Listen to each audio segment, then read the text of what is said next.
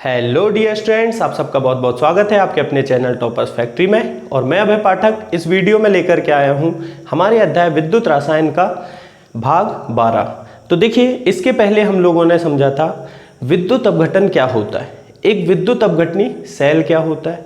आज के इस वीडियो में हम समझना चाह रहे हैं विद्युत अपघटन करने पर अगर मैं अलग अलग लवण के विलयन का विद्युत अपघट्य करूं, या किसी अम्ल का विद्युत अपघट्य करूं या किसी क्षार का विद्युत अपघट्य करूं, तो उससे मुझे एनोड तथा कैथोड में क्या मिलने वाला है। तो चलिए देखते हैं। हेडिंग डाल लेंगे हम लोग, क्या, विभिन्न विलयनों के विद्युत अपघट्य के उत्पाद, या विभिन्न विलयनों का विद्युत अपघटन लिख सकते हैं हम सीधा सा, विद्युत अपघटन। तो देखिए, इसमें हम अलग अलग प्रकार के लवण लेंगे, अम्ल लेंगे और क्षार लेंगे और उनका विद्युत अपघटन कराएंगे और देखेंगे आखिर एनोड और कैथोड में क्या बनता है। तो बच्चों, मैं आपको बता दूं, बोर्ड परीक्षा में इससे प्रश्न आए चांसेस थोड़े कम हैं, लेकिन जेडब्ल्यू और नीट की अगर आप लोग तैयारी कर रहे हैं तो यकीन मानिए इससे प्रश्न कभी भी पूछा जा सकता है और प्रश्न बहुत आसान रहता है। बस आपको थोड़ा सा इसके बारे में आइडिया होना चाहिए। तो चलिए शुरुआत करते हैं हम। पहला, गलित NaCl का विद्युत अपघटन। तो देखिए, यहाँ पर NaCl मेरे पास गलित अवस्था में है, यानी आप ये मत सोचना कि मैंने पानी में NaCl मिला दिया, नहीं। NaCl को ही हमने द्रवित किया है, द्रव में परिवर्तित किया है। तो NaCl को जब हम द्रव में परिवर्तित करते हैं तो जैसे ही यह द्रव अवस्था में आता है यह अपने आयनों में टूट जाता है। ये बात मैंने आपको पहले भी बताया हूँ, क्योंकि यह एक विद्युत अपघट्य है। जैसे ही इसे मैं द्रवित अवस्था में यानी कि लिक्विड स्टेट में लूँगा, यह अपने आयनों में मुक्त होगा, Na+ आयन, और साथ में बनेगा बच्चों क्या, Cl- आयन। अब यहाँ पर आपको ध्यान रखना है कि गैल्वेनिक सेल में तो कैथोड था धनात्मक और एनोड था ऋणात्मक, लेकिन हम पढ़ रहे हैं बच्चों विद्युत अपघटनी सेल, जिसमें कैथोड कैसा होगा, ऋणात्मक, और एनोड होगा धनात्मक।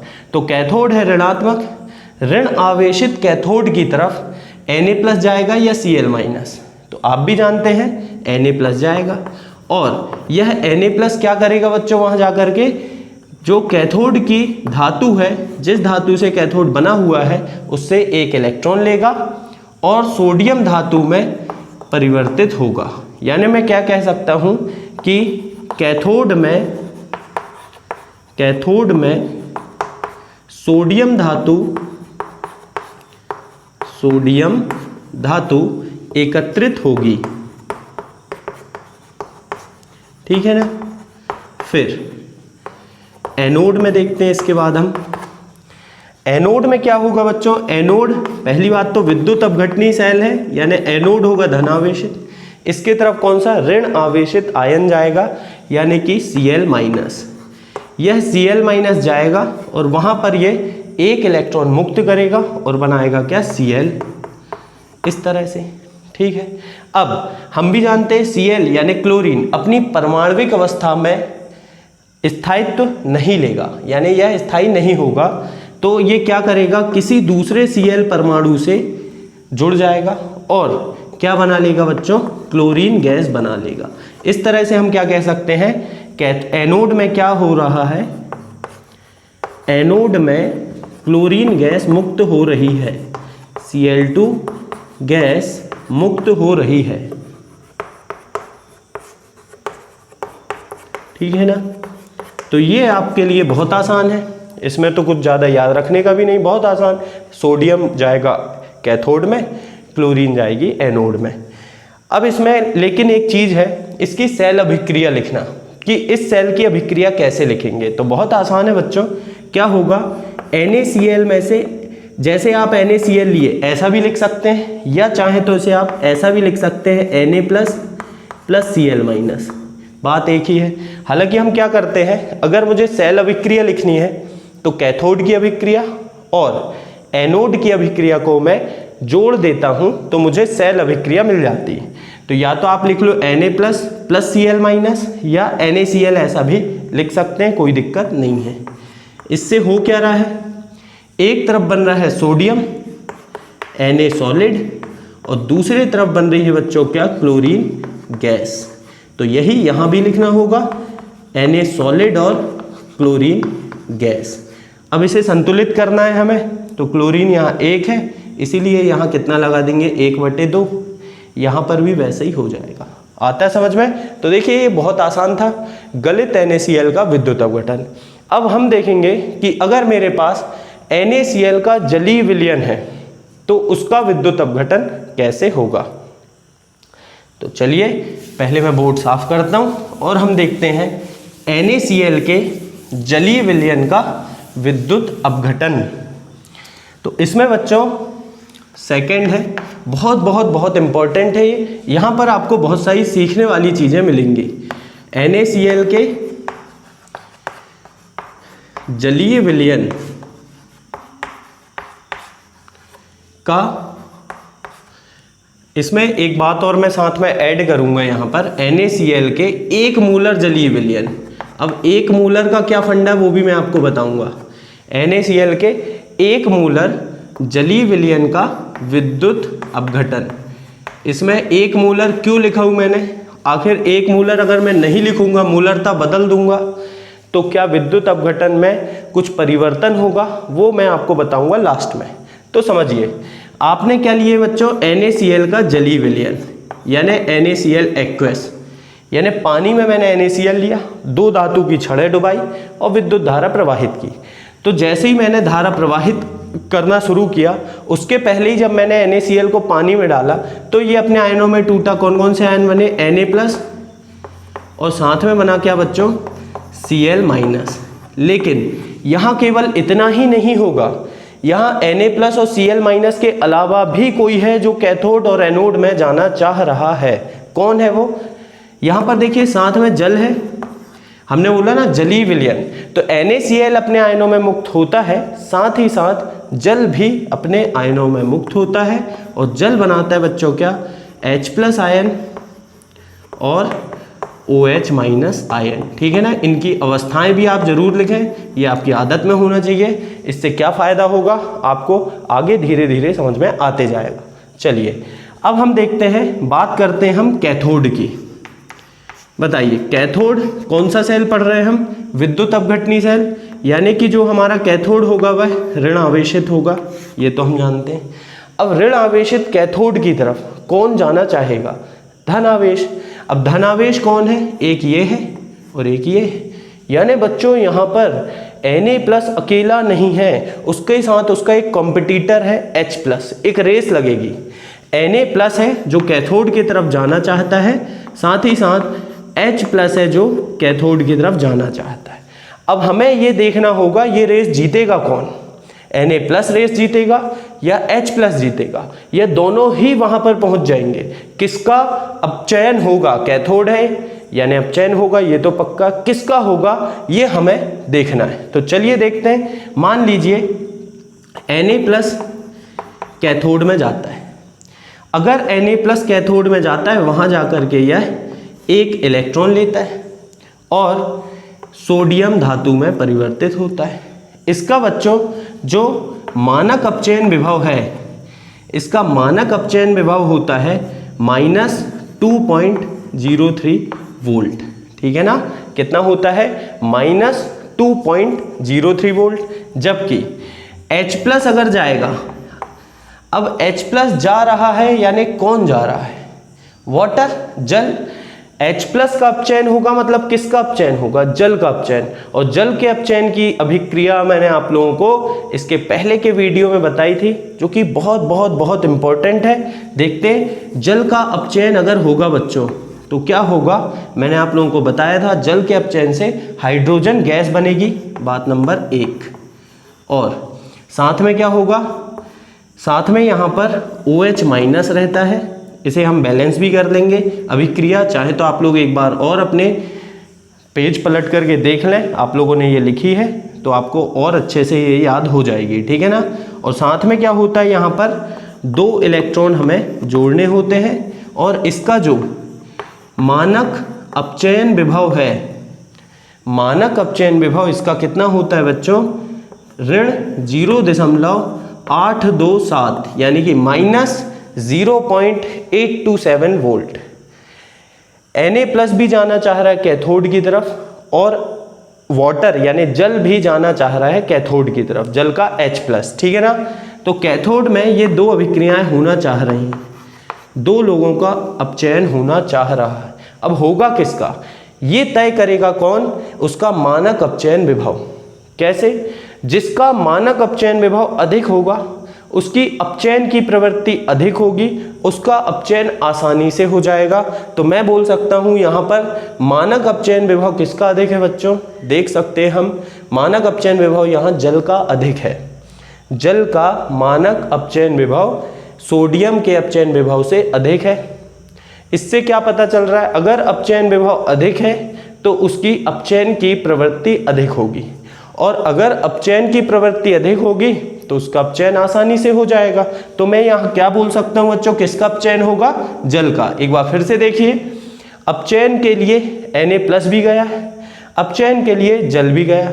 सिलेक्शन किसका होगा, जिसके मार्क्स ज़्यादा आएंगे। किसके मार्क्स ज़्यादा आ रहे हैं कंपेरेटिवली, इन दोनों में से जल का अपचयन विभव जो मानक अपचयन विभव है वह अधिक है। ऋणात्मक वैल्यू जितनी छोटी होगी उतनी अधिक मानी जाएगी। तो जल का मानक अपचयन विभव क्योंकि सोडियम के मानक अपचयन विभव से अधिक है, इसीलिए यहाँ क्या होता है, जल का अपचयन हो जाता है, ठीक है ना। यानी ये अभिक्रिया हो जाएगी जबकि ये नहीं होगी। अगर मैं देखूं इन दोनों में से किसका अपचयन हुआ बच्चों, H+ का, Na+ का अपचयन नहीं हो पाया। अब जब अपचयन नहीं हुआ तो वह Na+ विलयन में ही उपस्थित रहेगा।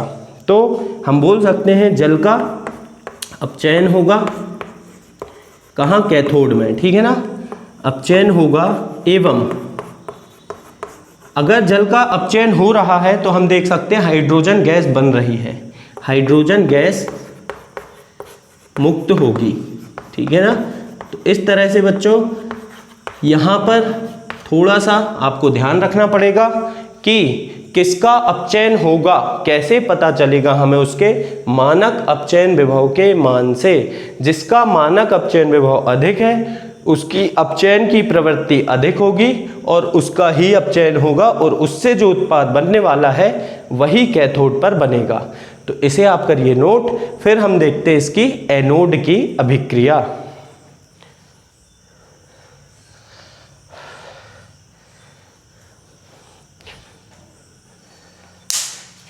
ठीक है सर।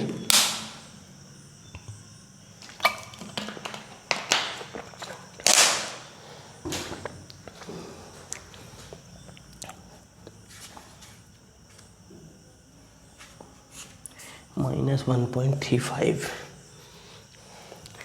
ओवर वोल्टेज मतलब क्या बोलेंगे सर, अधिक विभव, over voltage, surplus voltage, over voltage, voltage आधिक्य, वोल्टेज आधिक्य, ठीक है ना। चलिए ठीक है।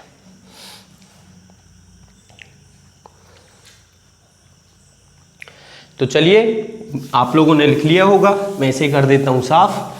फिर हम लोग कंटिन्यू करते हैं और समझते हैं इसके एनोड में क्या अभिक्रिया होगी। तो देखिए एनोड की अभिक्रिया समझने के लिए पहले हम देखते हैं एनोड, जो विद्युत अपघटनी सेल होता है बच्चों, उसका एनोड होता है धन आवेशित। अब धन आवेशित इलेक्ट्रोड की तरफ कौन सा आयन जाना चाहेगा, तो आप भी जानते हैं धन आवेशित इलेक्ट्रोड की तरफ ऋण आयन जाएगा। अब ऋण आयन भी यहाँ पर 2 हैं। ऋण आयन कौन कौन से बच्चों, एक तो है Cl-, ठीक है ना, दूसरा है क्या OH-।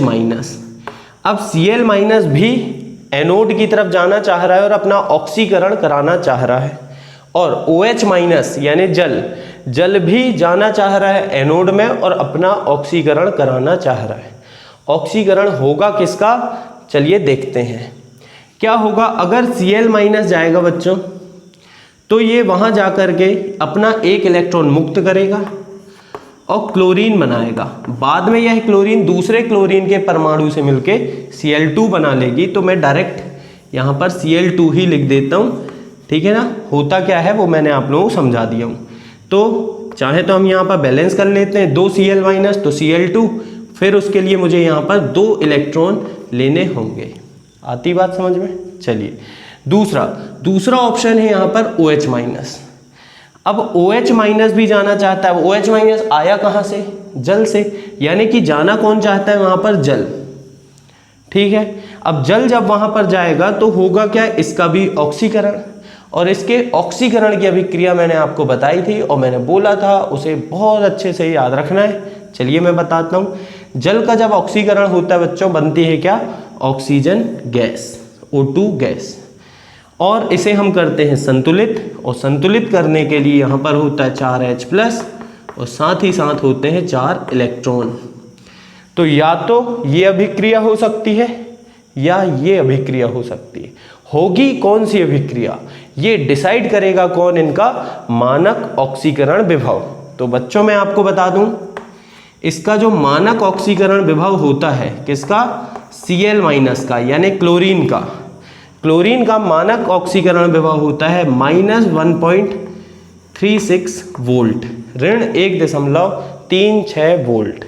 जबकि जल का मानक ऑक्सीकरण विभव गांव का बच्चा बच्चा जानता है, क्या होता है? -1.23, यानी कि ऋण 1.23 वोल्ट।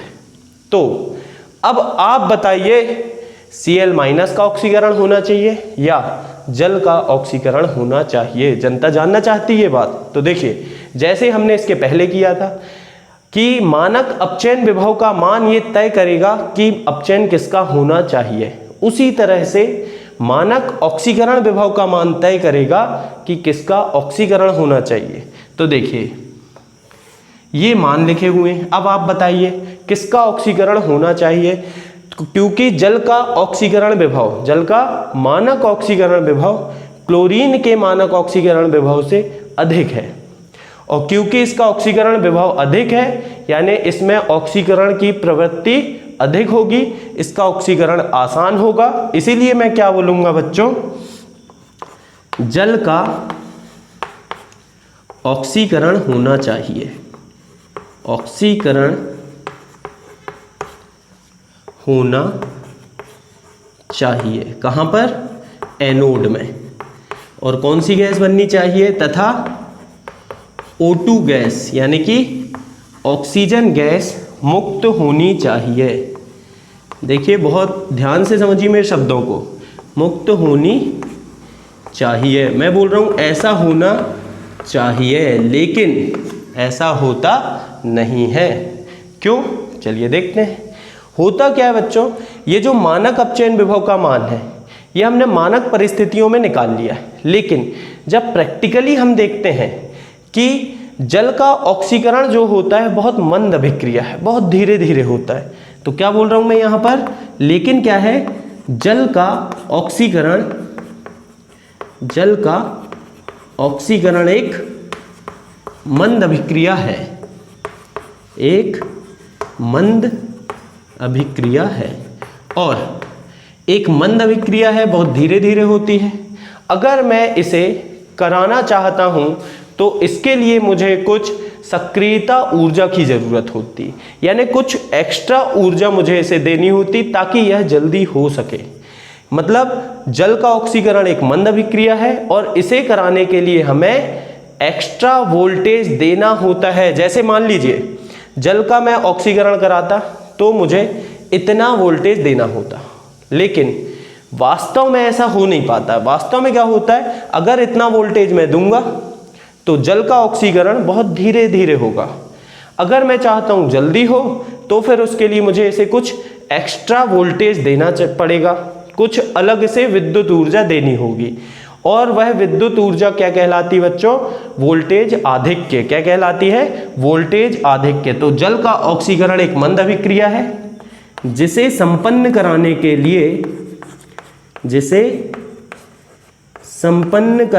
लिए क्या करना होता है, हमें कुछ अधिक वोल्टेज देना होता है, कुछ अधिक वोल्टेज देना होता है, जिसे हम क्या कहते हैं बच्चों, वोल्टेज आधिक्य कहा जाता है, वोल्टेज आधिक्य, या इसे हम ओवर वोल्टेज भी कहते हैं अंग्रेजी में, वोल्टेज आधिक्य कहा जाता है। तो ये आप ध्यान रखिए कि ये अभिक्रिया होनी चाहिए थी, लेकिन जब मैं प्रैक्टिकली कराने गया इस अभिक्रिया को तो इतने वोल्टेज में ये हुई ही नहीं। इसको आगे बढ़ाने के लिए, जल्दी संपन्न कराने के लिए मुझे कुछ और वोल्टेज देना होगा। अब कितना वोल्टेज देना होगा, हमने बोले कुछ अधिक वोल्टेज देना होता है, कितना अधिक, ये डिपेंड करेगा बच्चों हमारे इलेक्ट्रोड पर। अगर हम किसी धातु का इलेक्ट्रोड बनाते हैं तो उस धातु के नेचर के आधार पर, उसके स्वभाव के आधार पर यह वोल्टेज आधिक्य का मान बदल जाता है। क्योंकि हम जब भी विद्युत अपघटन की प्रक्रिया कराते हैं तो ज़्यादातर हम प्लेटिनम इलेक्ट्रोड का यूज़ करते हैं। तो प्लेटिनम इलेक्ट्रोड के लिए बच्चों यह जो वोल्टेज आधिक्य होता है वह होता है -0.25 वोल्ट। कितना होता है? -0.25। पहले आप इसे लिखिए, बोर्ड में जगह बनाइए, फिर मैं इसे आगे बढ़ाता हूँ। तो चलिए पहले मैं इसे साफ करता हूँ, फिर हम आगे की बात यहाँ पर लिखते हैं। तो क्या लिखेंगे बच्चों यहाँ पर हम कि प्लेटिनम इलेक्ट्रोड के लिए क्या होगा? प्लेटिनम इलेक्ट्रोड के लिए जो वोल्टेज आधिक्य है, वोल्टेज आधिक्य ये कितना होता है बच्चों?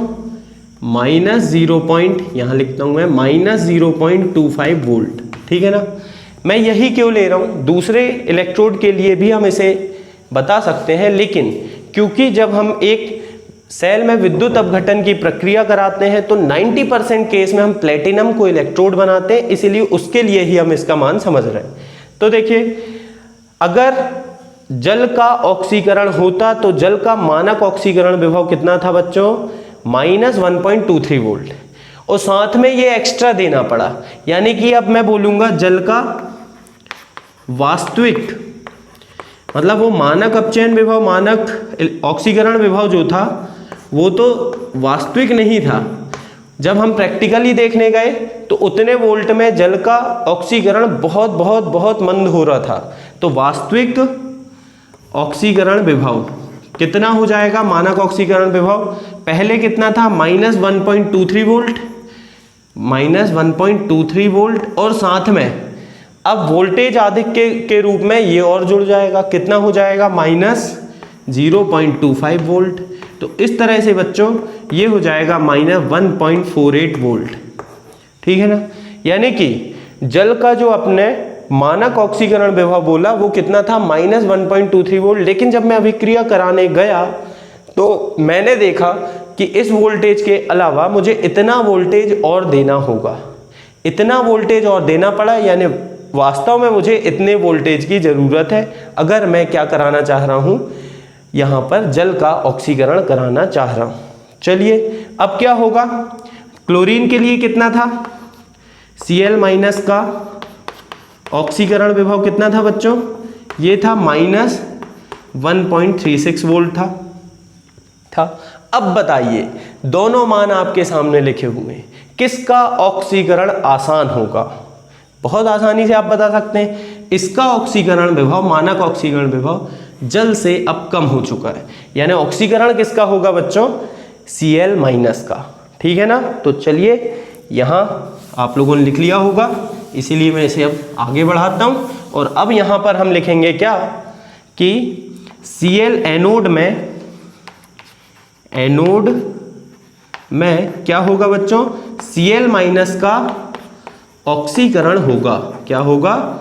Cl- का ऑक्सीकरण होगा, एवं Cl- के ऑक्सीकरण से क्या बन रही है? Cl2 गैस उत्पन्न होगी या मुक्त होगी बोल सकते हैं हम लोग। ठीक है ना?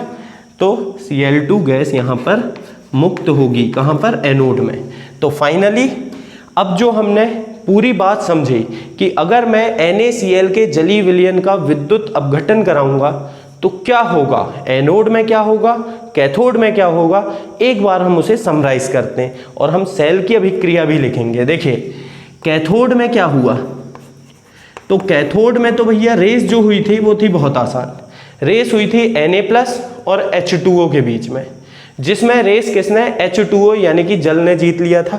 तो क्या हुआ था बच्चों, जल का अपचयन हुआ था, और जब जल का अपचयन होता है तो अभिक्रिया क्या बनती है, मैं आपको बता चुका हूँ, इससे बनती हाइड्रोजन गैस, साथ ही साथ बनता है क्या, 2 OH- और इस साइड मुझे 2 इलेक्ट्रॉन जोड़ने होते हैं ताकि चार्ज भी संतुलित हो जाए, आवेश भी संतुलित हो जाए, ठीक है ना। चलिए ये था कैथोड में। एनोड में क्या हुआ, एनोड में जो रेस हुई थी वो यहाँ पर बहुत बड़ा एक ट्विस्ट था। कैसा होना था, जल का ऑक्सीकरण जल का होना चाहिए था, लेकिन बीच में आ गया ओवर वोल्टेज, और ओवर वोल्टेज के चलते जल ये रेस हार गया और Cl- इस रेस को जीत गया।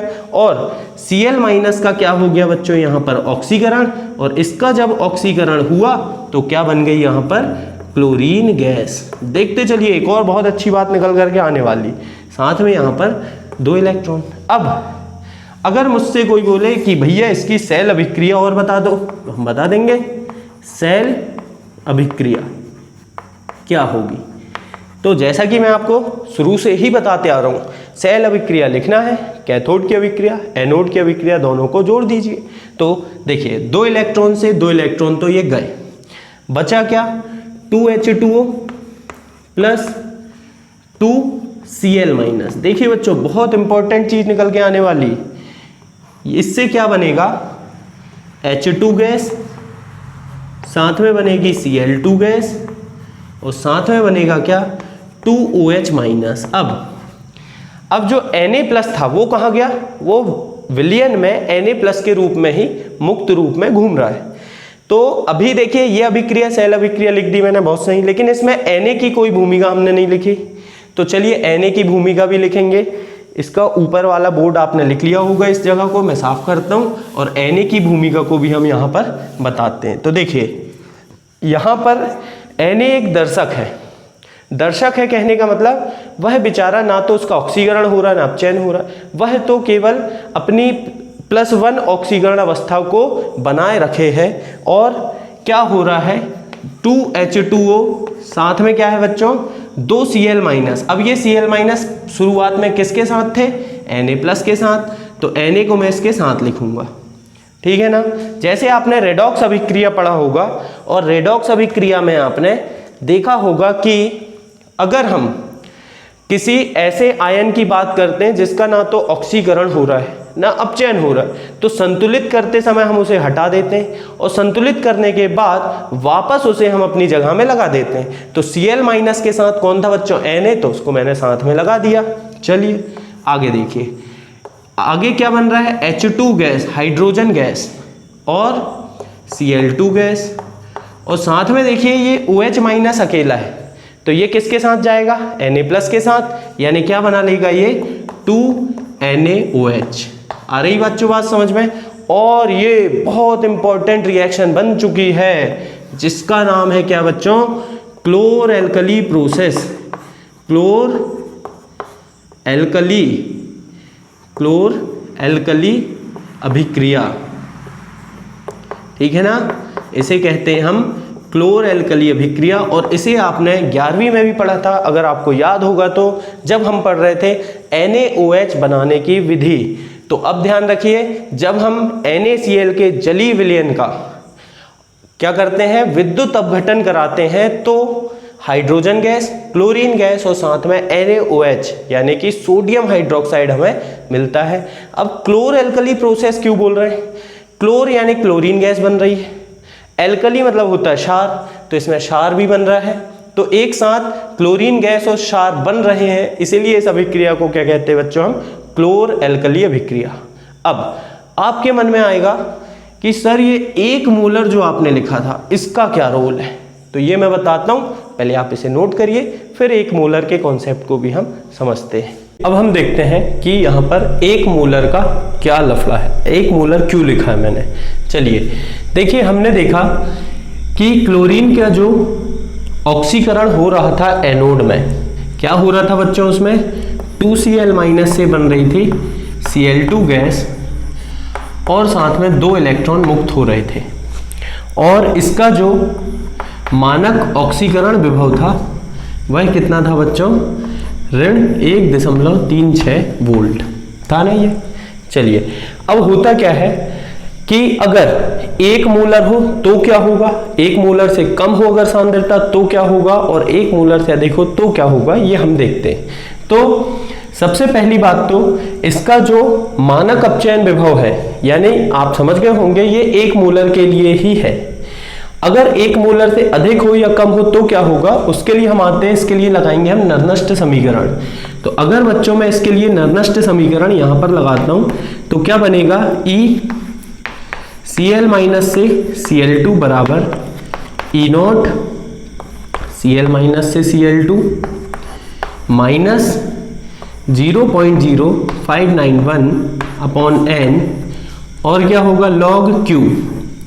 Q क्या होगा बच्चों, Q होता है उत्पाद की सांद्रता बटे अभिकारक की सांद्रता। तो उत्पाद क्या है, Cl2 गैस, अब गैस है तो इसकी सांद्रता नहीं, हम इसका दाब लेंगे, ठीक है ना। तो क्या होगा, Cl2 गैस का दाब बटे अभिकारक की सांद्रता यानी Cl- की सांद्रता, और साथ ही साथ यहाँ सब सामने 2 लगा है तो ये यहाँ पर घात में लग जाएगा। इतना तो आप लोग सीख चुके हैं। अब इसमें होगा क्या, अगर मैं नरनष्ट समीकरण लगाऊं तो इसका मान तो ये है, कितना है, ऋण 1.36 वोल्ट, ठीक है। फिर माइनस 0.0591 अपॉन n कितना है बच्चों यहाँ पर 2, और log अब PCl2 मतलब क्लोरीन गैस का दाब, क्योंकि जो भी हम विद्युत अपघटनी सेल का उपयोग करते हैं हमारे वायुमंडलीय दाब पर ही करते हैं, यानी यहाँ पर दाब हम कितना ले सकते हैं, 1 atm, और अगर मैं 1 atm ले लेता हूँ यहाँ पर तो 1 हो जाएगा बटे Cl- की सांद्रता का स्क्वायर लग जाएगा, होगा ना। चलिए अब अगर मान लीजिए इस Cl- की सांद्रता को मैं ऊपर ले जाऊं बच्चों तो क्या बचेगा, यहाँ पर Cl- की सांद्रता की घात ऋण 2, क्या बचेगा, घात ऋण 2। अब ये घात लॉग में आ जाती है सामने, ये तो क्या होगा, ऋण 1.36 ऋण 0.0591 बटे 2, घात आ जाएगी सामने यानी ऋण 2 लॉग Cl- की सांद्रता, होगा बच्चों। अब ये 2 से 2 तो गया, बचेगा क्या, ऋण 1.36 ऋण का और ये ऋण का हो जाएगा धन 0.0591 लॉग Cl- की सांद्रता, होगा ना। ये मान किसका आ गया, E Cl- से Cl2 यानी कि Cl2 का ऑक्सीकरण विभव। तो देखिए अब ये ऑक्सीकरण विभव का मान जो है बच्चों ये निर्भर कर रहा है Cl- की सांद्रता पर। यदि Cl- की सांद्रता होती बच्चों 1 मोलर, अगर यहाँ 1 आएगा तो log 1 कितना हो जाएगा बच्चों 0, और log 1 हो जाएगा 0, तो इस संख्या से अगर गुणा करेंगे तो ये भी 0 हो जाएगी। बचेगा क्या, E Cl- से Cl2 का मान यानी कि क्लोरीन का ऑक्सीकरण विभव का मान कितना हो जाएगा, ऋण 1.36 वोल्ट। और जबकि जल के लिए ये मान कितना था, हमने देखा था जल का ऑक्सीकरण विभव वैसे तो होता है मानक ऑक्सीकरण विभव ऋण 1.23 वोल्ट, लेकिन अगर हम वोल्टेज आधिक्य को भी साथ में लेकर के चलें तो वह हो जाता है कितना, ऋण 1.48 वोल्ट हो जाता है ना। तो 1.48 वोल्ट जो है वो ज्यादा ऋणात्मक है और ये अधिक धनात्मक है, और क्योंकि इसका ऑक्सीकरण विभव अधिक धनात्मक है तो इसका ऑक्सीकरण वहां आसानी से होगा, और इसका ऑक्सीकरण होगा तो Cl2 गैस बनेगी। यानी कि अगर ये 1 मोलर है तब तो हमने जो पढ़ा वो सही है कि Cl माइनस का ऑक्सीकरण होगा एवं कौन सी गैस बनेगी बच्चों? क्लोरीन गैस बनेगी एवं एनोड में Cl2 गैस मुक्त होगी। ठीक है ना, ये तो 1 मोलर की कहानी। अब देखेंगे हम कि अगर 1 मोलर से अधिक हो तो क्या होगा। तो यहां देखते हैं हम, यदि Cl माइनस की सांद्रता कितनी हो बच्चों? 1 मोलर से अधिक हो तो क्या होगा। यहां पर ये मान अगर 1 से अधिक होगा तो log 1 से अधिक संख्या का log होता है धनात्मक। log अगर 1 से अधिक संख्या का हो तो log Cl माइनस कैसा मिलेगा हमको? धनात्मक, यानी कि पॉजिटिव। और अगर ये मान धनात्मक होगा तो ये मान भी और बढ़ जाएगा और फिर ये मान अधिक धनात्मक या कम ऋणात्मक हो जाएगा। यानी इस स्थिति में ECl माइनस से Cl2 कैसा हो जाएगा बच्चों? ये हो जाएगा अधिक धनात्मक। कैसा हो जाएगा? अधिक धनात्मक। और जैसा कि हम जानते हैं अधिक धनात्मक होगा तो और अच्छी बात है, फिर तो ऑक्सीकरण Cl2 का और अधिक आसानी से होगा। यानी कि हम क्या बोलेंगे कि यहां पर भी Cl माइनस का ही ऑक्सीकरण होगा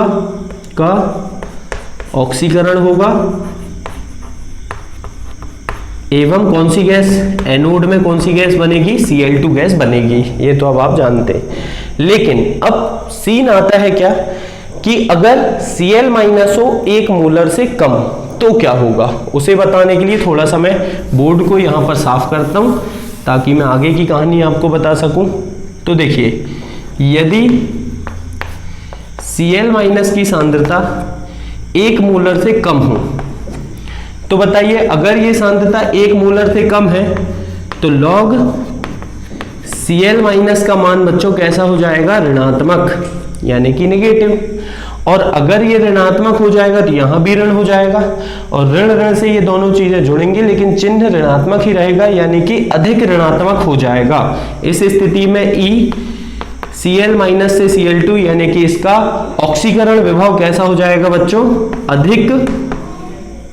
अधिक ऋणात्मक। कैसा हो जाएगा? अधिक ऋणात्मक हो जाएगा, नेगेटिव हो जाएगा।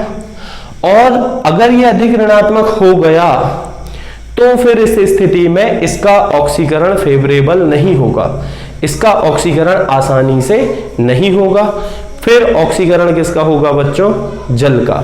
ठीक है ना, तो यहां पर मैं लिख दूंगा कि इस स्थिति में किसका ऑक्सीकरण होगा? H2O का ऑक्सीकरण होगा। ठीक है ना, H2O का ऑक्सीकरण होगा। आ रही इतनी बात समझ में? तो इस तरह से बच्चों हम आसानी से बता सकते हैं कि अगर सांद्रता 1 मोलर या 1 मोलर से अधिक है तब तो एनोड में Cl माइनस का ही ऑक्सीकरण होगा और क्लोरीन गैस उत्पन्न होगी। लेकिन अगर सांद्रता Cl माइनस की है 1 मोलर से कम, फिर वहां पर Cl माइनस का ऑक्सीकरण ना हो करके किसका ऑक्सीकरण हो जाएगा बच्चों? वहां पर फिर जल का, H2O का। और कौन सी गैस? ऑक्सीजन गैस उत्पन्न होगी। तो यहां आप लिख लेना H2O का ऑक्सीकरण होगा एवं ऑक्सीजन गैस उत्पन्न होगी या मुक्त होगी। आ रही बात समझ में? तो चलिए इस सब को जो मैंने समझा एक बार मैं इसे समराइज करता हूं एक टेबल के रूप में। और अब आपका काम होने वाला है बहुत आसान, क्योंकि जितनी कहानी मैंने समझाई ये सब समझने के लिए बहुत अच्छी, लेकिन अब हम उस पॉइंट पर जा चुके हैं कि अब हम देखें कि हमें याद क्या रखना है। तो देखिए NaCl के 1 मोलर जलीय विलयन का विद्युत अपघटन होने पर क्या क्या उत्पाद बनते हैं, यह उसकी सांद्रता पर निर्भर करता है। यहां पर लेंगे बच्चों हम क्या? सांद्रता। यहां पर लेंगे क्या? कैथोड में क्या बनने वाला है, और यहां लेंगे कि एनोड में क्या बनने वाला है। सांद्रता अगर है 1 मोलर तो कैथोड में तो बनेगा बच्चों हाइड्रोजन गैस और एनोड में बनेगी क्लोरीन गैस। यदि यह सांद्रता 1 मोलर से अधिक है तो भी सब कुछ सेम रहेगा, यानी कि कैथोड में हाइड्रोजन गैस एवं एनोड में क्लोरीन गैस बनेगी। किंतु यह सांद्रता 1 मोलर से कम है बच्चों, तो उस स्थिति में हाइड्रोजन गैस तो बिल्कुल कैथोड में बनेगी, लेकिन एनोड में फिर क्या बनेगा बच्चों, ऑक्सीजन गैस बनेगी। और अब यह टेबल आप लोग याद कर लेंगे जो मैंने समझाया इस लेक्चर में, उसकी समरी ये है, आपको इतनी चीजें याद रखनी है। जैसा मैं हर बार बोलता हूं, एक लेक्चर में जितना पढ़ाया जाता है 100% रटने का नहीं होता है, उसमें से जो कंक्लूजन आता है वो आपको याद करना पड़ता है। लेकिन केवल रटने से भी काम नहीं चलेगा, लॉजिक तो हमें पता ही होना चाहिए कि ऐसा क्यों हो रहा है। तो मैंने आपको लॉजिक के साथ भी बता दिया, और लास्ट में ये टेबल है, इसे आप याद कर लेंगे। तो चलिए आज का वीडियो हम यहीं पर करते हैं एंड, फिर हम मिलेंगे नेक्स्ट वीडियो में कुछ और यौगिकों के जलीय विलयन का विद्युत अपघटन देखेंगे, ठीक है ना। तो बच्चों तब तक के लिए goodbye and take care.